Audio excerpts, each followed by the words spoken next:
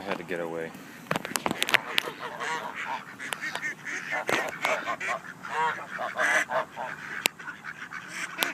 It's funny how they all move in unison. I don't have food, go away. The bad news just kind of keeps on coming. Seriously, I have no food. Go away. Not only are we losing our home, Amanda just received a cut in pay.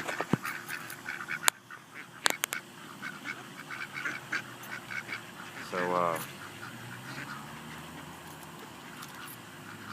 I grabbed a few things, took it off to the storage unit, which I forget to record, and looked down on my floorboard. Saw this book by Warren Marcus, which I've started. I haven't gotten too much into, but I saw the word shalom. Thought, you know what? I need some shalom.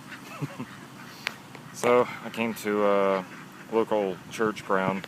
It's a really nice lake, you know, fountain doing its thing. I'm just gonna read some. I'm having a bad day.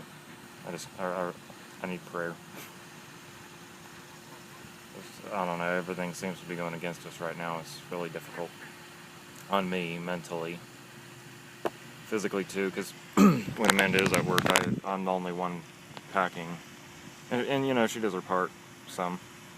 But it's, you know, she gets home from work, who wants to continue working. That's where we're at. I'm starting to kind of feel a little bit like Job, and I'm hoping that it stops with this, because though he got really blessed in the end, he had to go through a lot, and I personally just don't want to go through any of that. Then I'm going to get into my book. Hopefully the next time I turn on the camera, I'll have some good news. I hope.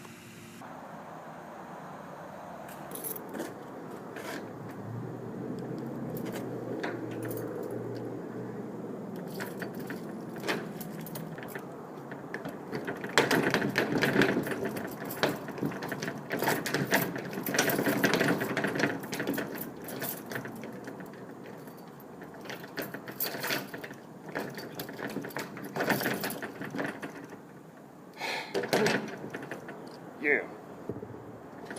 It's about the face I made when I realized I just dropped our TV.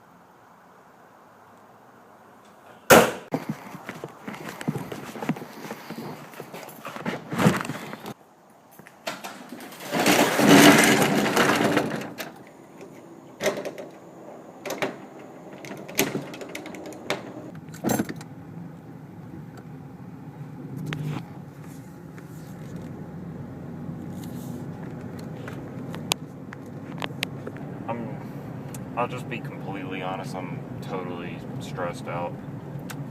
And people think, well, you know, I've heard people say, well, you know, stress is a sin.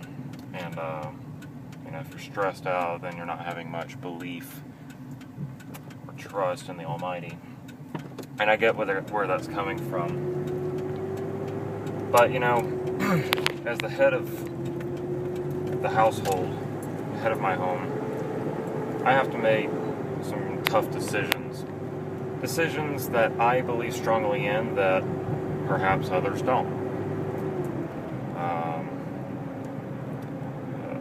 Decisions that are not popular, they're frowned upon, I suppose, in a lot of walks of life, and may not be likable or enjoyable for others. But it's there are things that I believe in, and it's things that I'm willing to pursue. But then there are other things that I don't believe in,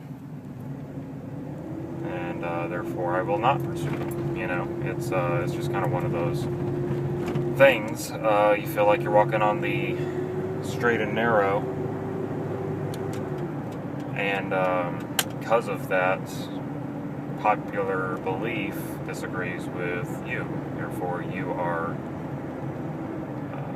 It's hard pressed. It's like, you know, it reminds me of the saying that you're stuck between a rock and a hard place.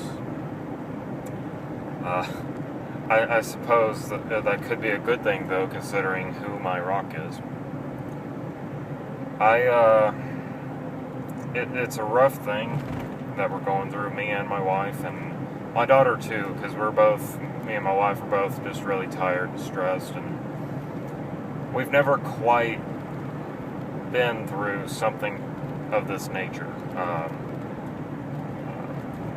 You know, losing our home, while at the same time losing a significant amount of pay, while in an economic crisis, and having a 3-year-old to support. And see, we're being provided for. I mean, we are fine if you really want to get down to it. We're okay. We have what we need, bare minimum. Problem is,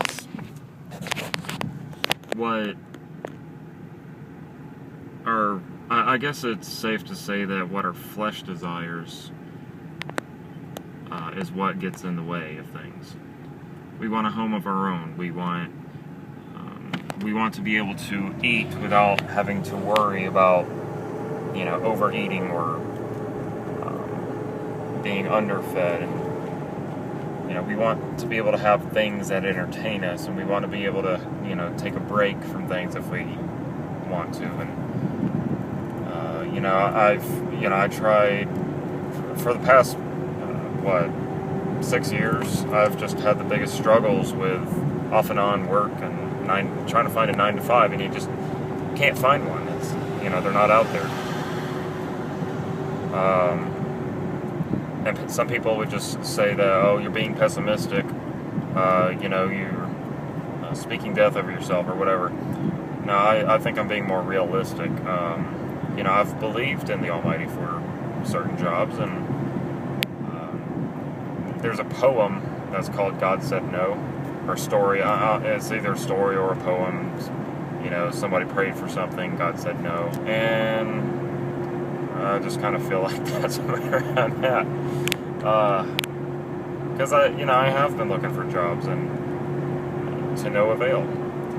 And I wrote this book, and, you know, yes, I wrote it for the sole cause of getting a particular message out that I hope that the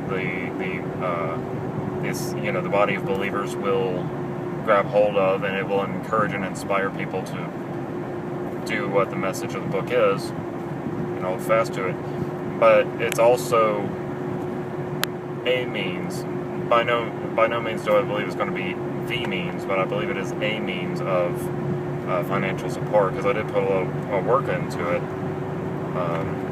a lot of research, and still, even now, I'm still going into it and kind of putting some things in, and you know, I actually thought maybe I should put like I think it's called an index or an appendix at the end to support you know, scriptural references to support certain things I say.